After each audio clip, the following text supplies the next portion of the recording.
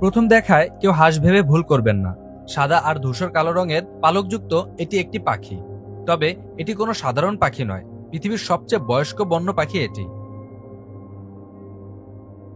এই পাখিটির বয়স ৭৪ বছর, আর তার থেকেও অবাক করা বিষয় হলো ৭৪ বছর বয়সে এসেও পাখিটি আবার মা হতে চলেছে।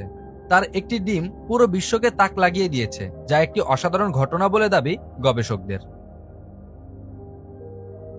পৃথিবীর সবচেয়ে বয়স্ক এবং পুরো বিশ্বকে তাক লাগিয়ে দেয়া এই পাখিটির সকল অজানা তথ্য নিয়ে সাজানো হয়েছে রহস্য দরজার আজকের পর্ব।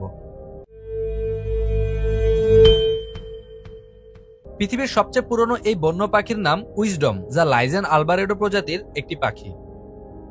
সাধারণত এই জাতীয় পাখিগুলো ২০ থেকে ৩০ বছর পর্যন্ত বাঁচে, আর সেখানে এই পাখির ৭৪ বছর বয়সের প্রজনন ক্ষমতা সৃষ্টি করেছে এক নতুন রেকর্ড। ১৯৫৬ সালে তাকে প্রথম চিহ্নিত করা হয়েছিল, আর তখন তার বয়স ছিল ৫ বছর। ওই সময় থেকেই এই পাখি পৃথিবীর সবচাইতে পুরনো বন্য পাখি হিসাবে পরিচিত। এই পাখিটিকে সহজে চেনার জন্য তার পায়ে বেঁধে দেওয়া হয় Z333 নাম্বারের ট্যাগ।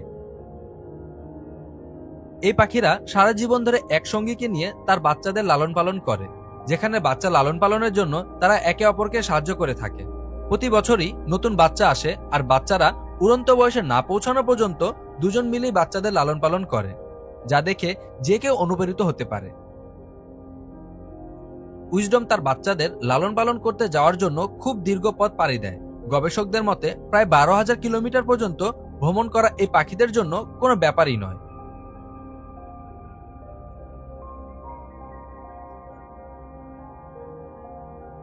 এই ছিল আজকের মতো।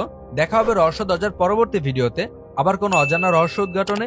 সে পর্যন্ত ভালো থাকবেন, সুস্থ থাকবেন, আর রহস্য দরজার সাথেই থাকবেন। ধন্যবাদ।